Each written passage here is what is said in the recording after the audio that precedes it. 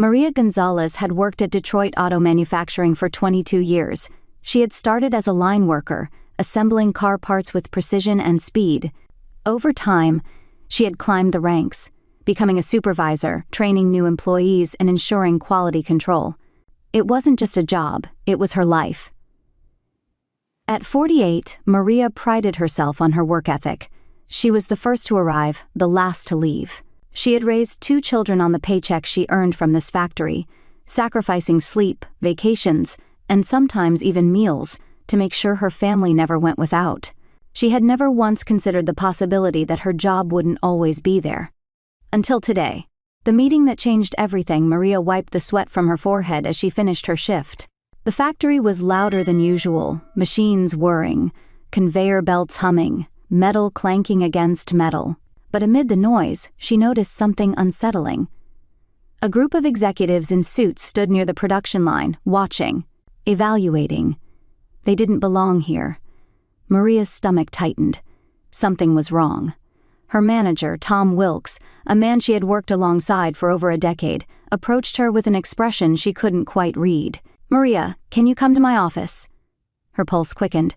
This wasn't normal. She followed him through the plant, her steel-toed boots echoing against the concrete floor. The moment she stepped inside the cramped office, she knew. A corporate HR rep was there. A folder sat on the desk. Tom wouldn't meet her eyes. Maria's throat tightened. "What's going on?" Tom sighed, rubbing his temples. "Maria, I'm so sorry." 2 words she never expected to hear from him. The HR rep cleared her throat. Detroit Auto is implementing a new phase of automation. The company has decided to reduce its workforce by... Maria's stomach dropped. "This is my job," she said, forcing the words out. "I've been here for 22 years. Tom nodded, guilt written all over his face. "I fought for you, Maria. I did. But corporate made the decision. Your position is being replaced by automated systems." A machine.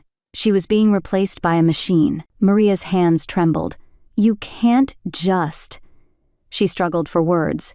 "I've trained half the people here. I've given my whole life to this place." The HR rep slid the folder toward her. Inside was her severance package. 6 weeks' pay. 22 years, and that was all she was worth. Maria's heart pounded. "This isn't right," she whispered. The HR rep gave her a tight, robotic smile. "We appreciate your years of service." Tom's face was full of regret. "I'm sorry, Maria. But sorry wouldn't pay her mortgage. Sorry wouldn't keep food on the table for her kids. Sorry wouldn't fix the fact that she had nowhere else to go." Maria swallowed the lump in her throat.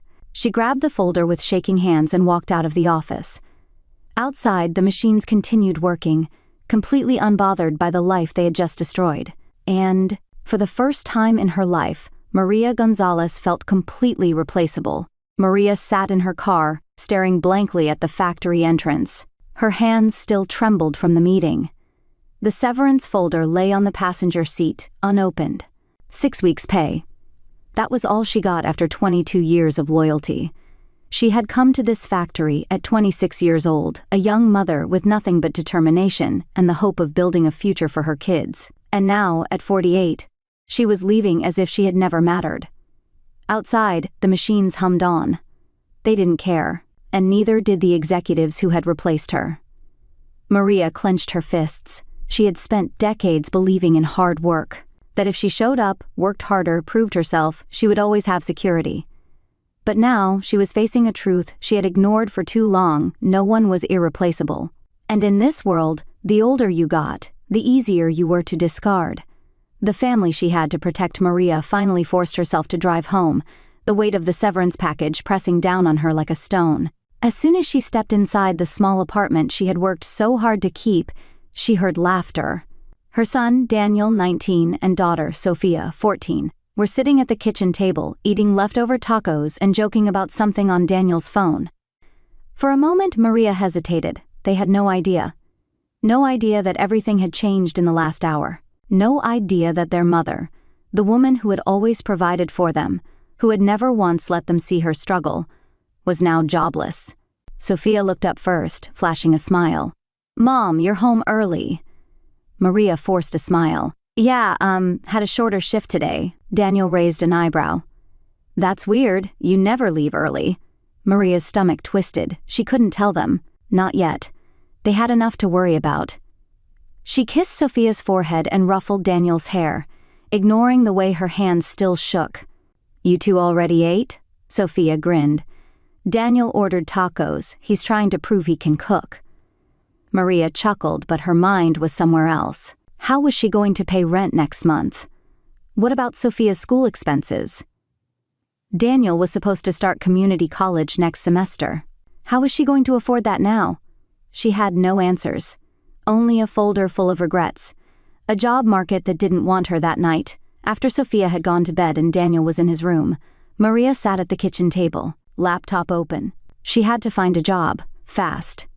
She typed in the only thing she knew, manufacturing jobs near me. Dozens of listings popped up, but as she clicked through them, her heart sank. Most of the positions required advanced technical skills. Robotics, programming, automation maintenance. She had never needed those before.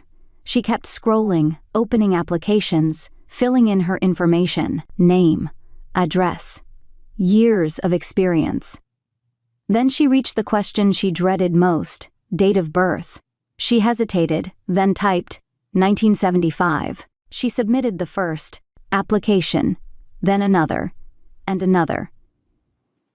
By the time she closed the laptop, she had applied to 16 jobs. Now, all she could do was wait. A brutal reality check the next morning. Maria woke up early, her phone buzzing. For a split second, hope flickered in her chest. Maybe it was a job interview. Maybe someone had seen her years of experience and recognized her worth. She grabbed her phone. Your job application. Thank you for your interest. Her heart pounded as she opened the email. Dear Maria, we appreciate your application. However, after reviewing your experience, we have decided to move forward with other candidates. Best of luck in your job search. Maria stared at the screen. Her hands tightened around the phone. She checked her inbox. Another email, another rejection, then another. By noon, she had received 9 rejection emails. And the worst part? Not a single company had even called her for an interview. Maria set her phone down, numb. She had worked for 22 years, given everything to this industry. And now? She wasn't even worth a phone call. Maria closed her eyes, swallowing the lump in her throat. The world had moved on without her, and she was running out of time to catch up. Maria sat in her dimly lit kitchen, staring at the cold cup of coffee in front of her. It had been 3 weeks since she lost her job. 28 applications, 17 rejections, 11 that never even responded. Her savings were shrinking fast. Rent was due in 2 weeks, and she had nothing. The first signs of crisis, Daniel walked into the kitchen, stretching. Morning, Mom. Maria forced a smile. Morning, mijo. He poured himself some coffee, glancing at her. You okay? You look tired. Maria hesitated. Should she tell him? No. Her job was to protect her kids, not worry them. She sipped her coffee. Just didn't sleep well. Daniel sat across from her. Mom, something's wrong. You've been different lately. Maria's stomach clenched. He could see through her. Of course he could.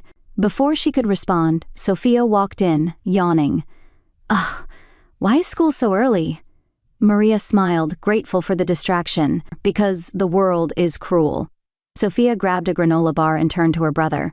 Oh, did you tell Mom? Maria tensed. Tell me what? Daniel shifted in his seat. I got a job. Maria froze. A job? He nodded. At the warehouse down the street. Night shifts. Maria's heart stopped. No, Daniel frowned. Mom, we need the money. Maria's stomach twisted. Your job is school. Daniel clenched his jaw. Mom, I'm not a kid. You don't have to do this alone. Maria's hands shook as she set down her coffee. He had no idea. No idea how badly she was failing. No idea that in 2 weeks they could lose their home. But the thought of her son sacrificing his education just to help her? Unacceptable. Maria took a slow breath. I appreciate it, mijo, but I'm handling it. Daniel's jaw tightened. Are you? Maria flinched. I see you checking your phone every morning, he continued. I hear you crying at night when you think we're asleep. Sophia's eyes widened. Maria opened her mouth, then closed it. Because he was right. Swallowing pride that afternoon, Maria sat outside a small diner, gripping her phone. It was time. She had one option left, her sister, Elena. Maria hadn't asked for help since they were kids. She had always been the strong one, the independent one. But this wasn't about pride anymore. She dialed. Elena answered on the first ring. "Maria, it's been too long." Maria swallowed hard. "I need a favor." Silence. Then, softly, "Talk to me." Maria inhaled shakily. "I lost my job. I'm trying, but no one will hire me. Rent is due, and I don't know what to do." Another pause. Then Elena sighed. "Why didn't you tell me sooner?" Maria wiped her eyes. "Because I should have been able to fix it." Elena was quiet. Then, "I can send some money, but Maria, you need more than that." Maria's stomach twisted. "Like what?" "Like a new plan." The harsh truth later that evening, Maria sat in her car outside a job fair. Elena had sent her a link earlier, a retraining program for workers displaced by automation. Maria had laughed at first. School? At 48? Learning a whole new career? But then she thought about Daniel, about Sophia, about Maggie. Maggie, who had once been successful, but lost everything when she didn't adapt. Maria couldn't be Maggie. She grabbed her bag, inhaled sharply, and stepped inside. The moment she walked into the crowded convention center, she felt out of place. Everywhere she looked, she saw younger people, tech professionals, engineers, recent graduates. A man in his 30 seconds at one of the booths greeted her. "Hi, are you looking for retraining opportunities?" Maria hesitated. "I don't know." The man smiled. "Well, let's talk. What's your background?" Maria swallowed. "Manufacturing, 22 years." His eyebrows lifted. "That's a long time. What kind of roles are you looking for?" She had no answer. Because the truth was she had no idea what she was qualified for anymore. The man noticed her hesitation. "You know, a lot of workers in manufacturing have been transitioning into renewable energy and tech-based logistics. It's different, but their skills would actually transfer well." Maria's heart pounded. Tech? Logistics? She had never even considered that. The man slid her a brochure. "This program is designed for people exactly like you, mid-career workers who need to pivot." Maria stared at the brochure, her mind racing, for the first time in weeks. She saw a way forward. Maria sat in her car outside the convention center, staring at the brochure in her hands. The words blurred together. Career retraining for displaced workers, renewable energy, supply chain technology. She never thought she'd be here.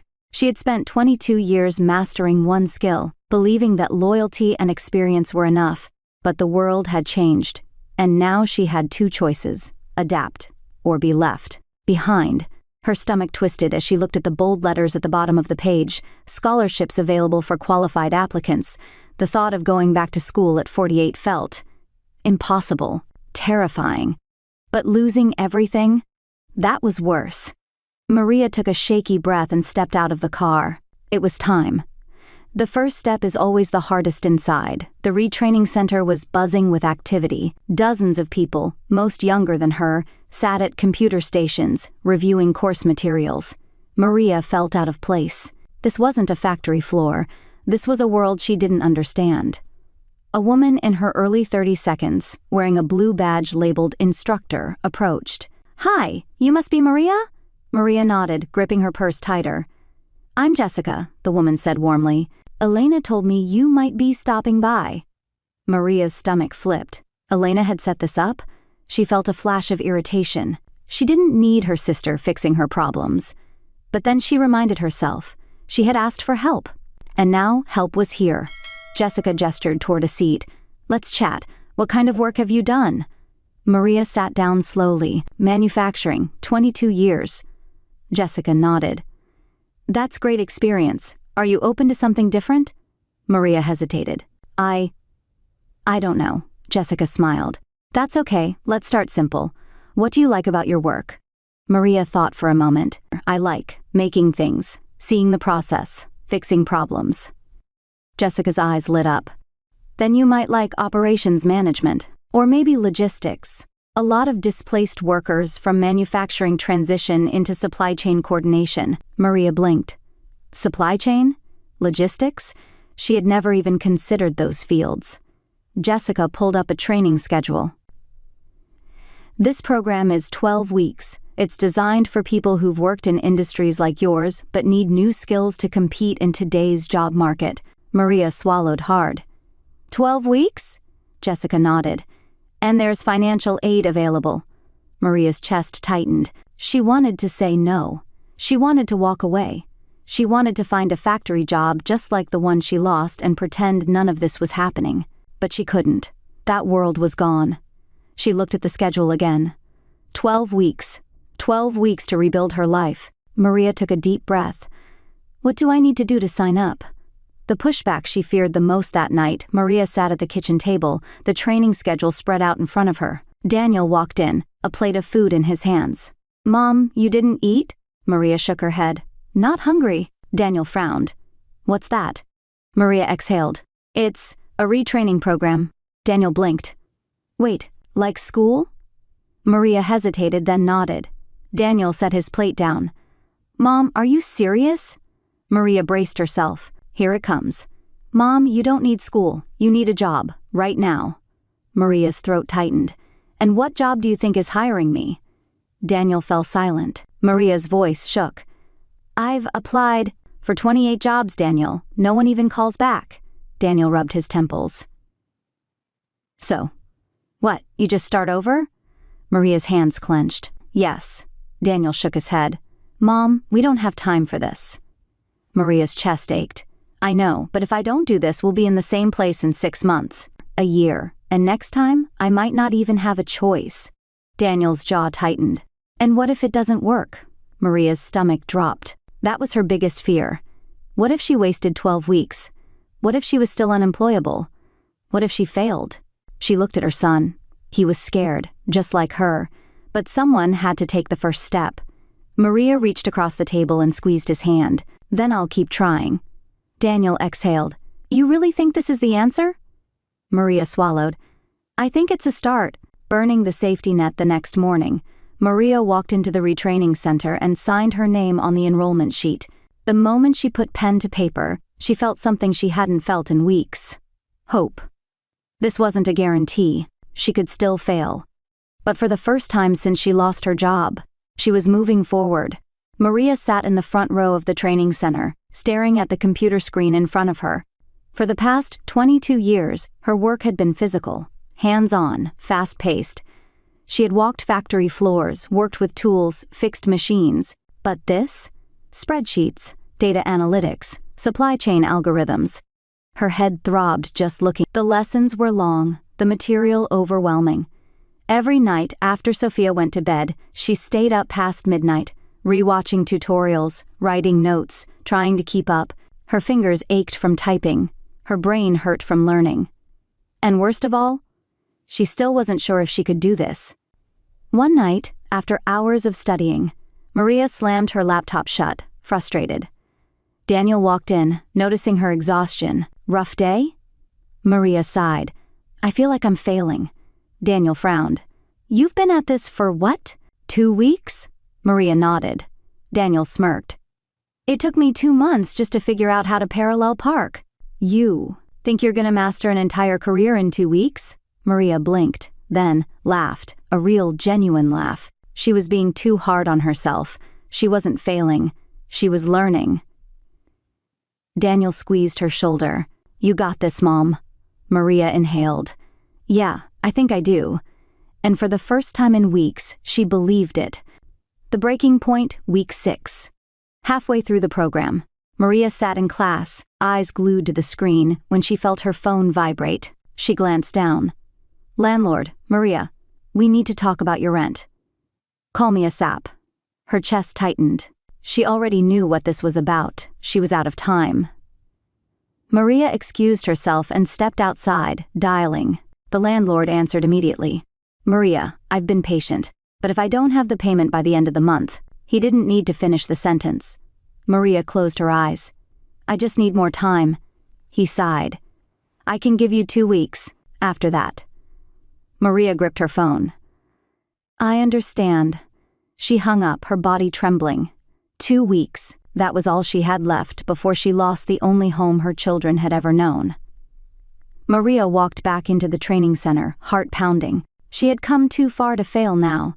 She had no choice but to make this work. She grabbed her notebook, flipped to the next page, and kept going, because failure was not an option. Maria had 2 weeks. 14 days before her landlord would expect rent she didn't have. 14 days before she'd have to face her children and tell them they were losing their home. The fear sat in her chest like a stone, but instead of breaking her, it did something else. It pushed her harder. Maria stopped doubting herself. She stopped second-guessing. She had no choice but to succeed, so she studied harder. She showed up early, stayed late, asked every question she could. She became obsessed with understanding supply chain logistics, automation systems, and operations management. The other students noticed. Even Jessica, her instructor, pulled her aside one afternoon. "You're working harder than anyone else here," she said, smiling. Maria exhaled, rubbing her tired eyes. "I have to." Jessica studied her for a moment. "Actually, that reminds me." She pulled out a business card. Maria blinked. "What's this?" "There's a local logistics company looking for a junior operations coordinator. It's part-time, but it could lead to something permanent. You'd be learning on the job while finishing the program." Maria's breath hitched. "A job? An actual opportunity?" Jessica smiled. "I already sent them your name. They want to interview you." Maria almost cried. "A job? Or another rejection?" Maria sat across from David Klein, the hiring manager at Midwest Logistics. He skimmed her resume, then folded his hands. "You worked in manufacturing for 22 years?" Maria nodded. "Yes. And no formal experience in logistics?" Her stomach twisted. "Not officially, but I've worked in supply chains for years, managing workflow. But it was something. Enough to pay the rent, enough to keep her family in their home." Maria broke down in tears. Because for the first time in months, she felt hope. Maria sat at the kitchen table, staring at the check in her hands. It wasn't a fortune. It wasn't the kind of money she used to make. But it was enough. Enough to keep the lights on. Enough to keep a roof over her children's heads. She wiped away a tear, exhaling deeply. For the first time in months, she wasn't panicking about the future. For the first time in months, she felt like she was in control again. The conversation she dreaded that night, Maria sat across from Daniel at the kitchen table. "I paid the rent," she said. Daniel's shoulders relaxed. "Good." Maria hesitated. "But I also need to tell you something." Daniel frowned. "What?" Maria took a breath. "I'm not going back to factory work." Daniel's brow furrowed. "Wait, what?" She met his gaze. "This new job? It's different, it's challenging. But it's a future, and for the first time in a long time, I feel like I'm building something, not just surviving." Daniel shook his head. "But Mom, you loved working in the factory." Maria sighed. "No, mijo, I was comfortable in the factory, but the world has changed, and I have to change with it." Daniel leaned back, crossing his arms. "So what? You're just going to be some corporate office worker now?" Maria smiled slightly. "I'm going to be something new." Daniel was quiet for a long time. Then finally, he sighed. "I just don't want to see you struggle, Mom." Maria reached across the table, squeezing his hand. "I'm always going to have to fight, Daniel, but now I'm fighting for a future, not just a paycheck." The moment she knew it was worth it, a month passed. Then, too, Maria finished her retraining program and transitioned into a full-time position at Midwest Logistics. She wasn't just another worker on the floor anymore. She was managing supply chains, overseeing operations, problem-solving in ways she never imagined. One afternoon, she walked into the office and found a group of younger employees struggling with a scheduling issue. She took one look and immediately spotted the mistake. She stepped forward, showing them how to fix it. One of them, a woman in her 20s, looked at Maria in awe. "How did you know that?" she asked. Maria smiled. "Because I've been fixing problems for 22 years. And at that moment, she realized something. She hadn't lost herself when she left the factory. She had evolved. She had built a new life, a new career on her own terms. And no machine could ever replace that. A new future begins. Maria walked into her apartment that evening, setting her keys down on the counter. Sophia ran up, hugging her tight. "Mom, you're home." Daniel stood in the doorway, watching. Maria turned to him, raising an eyebrow. "What?" He smirked. "I'm proud of you." Maria's chest tightened. She pulled him into a hug. Because for the first time in a long time, she was proud of herself too, and she knew, no matter what happened next, she would never let herself be replaceable again. Maria sat at her desk, looking out at the logistics floor below. 6 months ago, she had walked into this building terrified, unsure if she even belonged. Now, she was running part of the operations. The machines that had replaced her in the factory? Now, she was the one managing them. It was ironic and a little poetic. Maria adjusted the headset in her ear. "Warehouse team, how's the shipment tracking for Site B?" A voice crackled back. "On schedule, Maria." She nodded. "Good. Let's keep it that way." She was in control now, of her work, of her future, of her life. From rejection to opportunity a few months earlier, Maria had almost given up. The rejections, the ageism, the doubt. But now, she was earning more than she had in the factory. She had benefits, stability, a career that wouldn't disappear overnight. She had gone from being seen as too old to being someone the company couldn't afford to lose. She was needed. She was valued. And most importantly, she had proved to herself that she was more than her past. The final test one afternoon, Maria's boss, David Klein, called her into his office.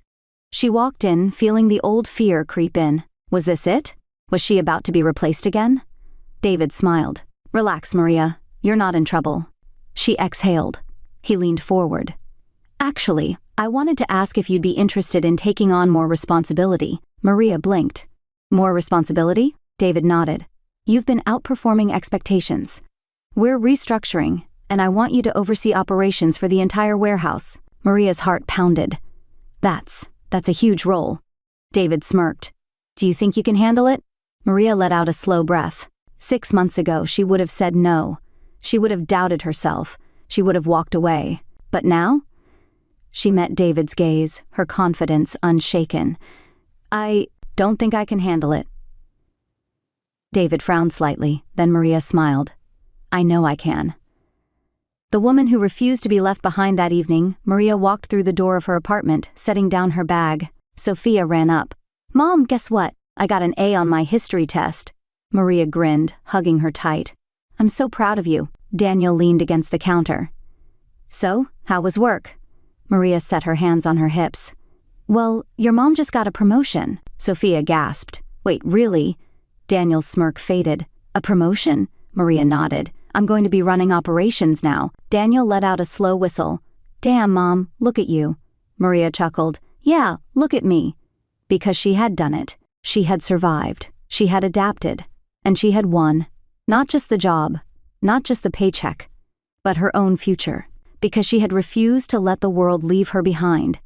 And no matter what came next, she never would. Maria sat at her new desk, overlooking the warehouse floor. 6 months ago, she had been replaced by a machine. Now she was managing an entire team that worked alongside them. She had gone from a woman discarded by an industry she had given 22 years to someone who had carved out a place for herself in a world that once told her she was too old, too outdated, too irrelevant. But she had proven them wrong. Maria wasn't just surviving anymore, she was thriving. One final goodbye to the past one afternoon, Maria received an unexpected email. Subject, Detroit Auto, Alumni Event Invitation. She blinked. It was from her old employer. The company that had let her go without a second thought was now inviting her to a networking event for former employees. Maria almost deleted it. But something stopped her. Instead, she clicked accept. Walking into the past. As someone knew a week later, Maria walked into the sleek glass-walled conference center where the event was being held. The moment she stepped inside, she saw familiar faces, former colleagues, old bosses. And then, standing by the bar, Tom Wilkes, the manager who had sat across from her that day, muttering the words, "I'm so sorry." Tom saw her and smiled awkwardly. "Maria, it's been a long time." Maria gave a polite nod. "It has." He hesitated. "So, how have you been?" She studied him for a moment. Then she smiled. "I got replaced by a machine," she said. "So I decided to manage the machines instead." Tom blinked. "Wait, you're in logistics now?" Maria nodded. "Operations manager at Midwest Logistics." Tom looked genuinely impressed. "That's a big deal." Maria shrugged. "Turns out experience still counts for something, just not in the places I expected." Tom let out a low whistle. "Wow, I never saw you as the corporate type." Maria smirked. "Neither did I. But here we are." And for the first time in a long time, she felt powerful. She wasn't looking for approval anymore. She didn't need validation from her old life, because she had built a new one that was hers. What success looks like. Now that evening, Maria sat on the balcony of her apartment, watching the city lights flicker in the distance. Daniel walked outside, leaning against the railing. "So, how was the reunion?" Maria chuckled. "Strange, but good." Daniel smirked. "Bet they were surprised to see you doing better than ever." Maria smiled. "Maybe. But the funny thing is, I didn't need their approval." Daniel nodded. "Because you finally believe in yourself?" Maria turned to him, her chest warming. She didn't just believe, she knew. "Yeah," she said softly. "I do." And for the first time in years, Maria wasn't afraid of what came next, because no matter what happened, she had already won. Maria Gonzalez had built her entire life around her job. It wasn't just a paycheck, it was her identity, her security, her future. But when she was suddenly replaced by automation, she faced a terrifying truth: the world had moved on. And she wasn't sure if she could keep up. With no savings, no job prospects, and a family depending on her, Maria was forced to make the hardest decision of her life: fight to get back what she lost. Or take a risk and build something entirely new? This is not just a story about job loss. It's about reinvention, resilience, and proving that it's never too late to start over. What do you think about Maria's journey? Have you or someone you know faced a similar challenge? Would you have made the same choice as Maria? Comment below. Let's talk about it. Comment 2 if you think Maria made the right choice. Comment 7 if you would have done something differently. If this story inspired you, don't forget to like and subscribe to Sophia's Revenge Stories. I share new thought-provoking and emotional stories every day. Watch the full story now. Click the link below.